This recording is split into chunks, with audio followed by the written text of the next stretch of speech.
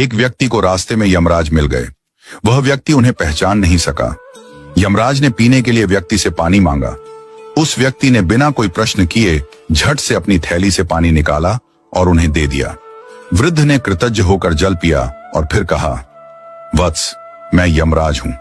आज तुम्हारी आयु पूरी हो चुकी है और मैं तुम्हारे प्राण हरने आया हूं। यह सुनकर व्यक्ति का चेहरा सफेद पड़ गया। हृदय कांप उठा। डर के मारे उसके पांव लड़खड़ा गए। लेकिन यमराज बोले, डरो नहीं, क्योंकि तुमने मेरी प्यास बुझाई है। अतः मैं तुम्हें एक विशेष अवसर देना चाहता हूं, तुम्हारी किस्मत बदलने का मौका। उन्होंने एक डायरी उसके हाथ में थमाई और कहा, इस डायरी में जो तुम लिखोगे वही सच हो जाएगा। तुम्हारे पास ठीक 5 मिनट का समय है। जितना चाहे लिख लो, पर ध्यान रहे केवल 5 मिनट। इसके बाद समय समाप्त हो जाएगा और डायरी मेरे पास लौट आएगी। व्यक्ति का भय थोड़ा कम हुआ। वह सोचने लगा, अब तो मेरी किस्मत मेरे हाथ में है, मैं सब कुछ बदल सकता हूं। उसने जल्दी जल्दी डायरी खोलनी शुरू की। पहला पृष्ठ देखा। वहां लिखा था, तुम्हारा पड़ोसी रामदीन कल लॉटरी जीतकर करोड़पति बनने वाला है। व्यक्ति को ईर्ष्या हुई।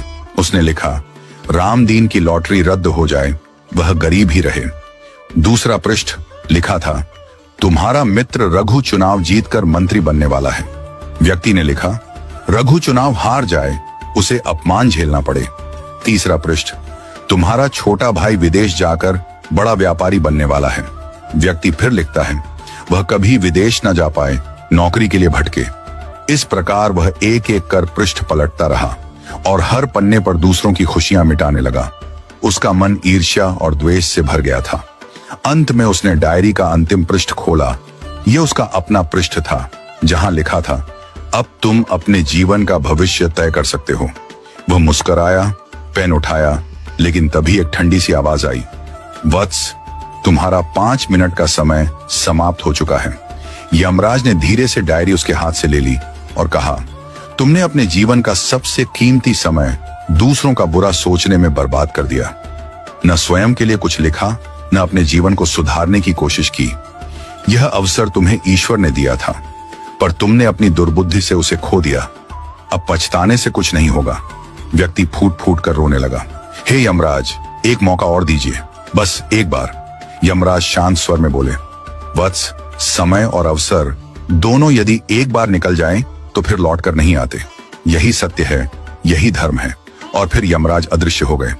समय अनमोल है, इसे सोच समझकर उपयोग करो। ईर्ष्या और द्वेष जीवन को नष्ट कर देते हैं। यदि ईश्वर तुम्हें कोई शक्ति या अवसर देता है, तो उसका उपयोग अपने और दूसरों के कल्याण के लिए करो। दूसरों का बुरा चाहने से तुम्हारा भला नहीं होता। जो व्यक्ति अपने भाग्य को सुधारने की जगह दूसरों को गिराने में समय लगाता है, वह अंत में अपने हाथों अपनी ही हार लिख देता है। सच्चा मनुष्य वह है जो अवसर मिलते ही प्रकाश की ओर बढ़े, न कि अंधकार में दूसरों को ढकेलने लगे।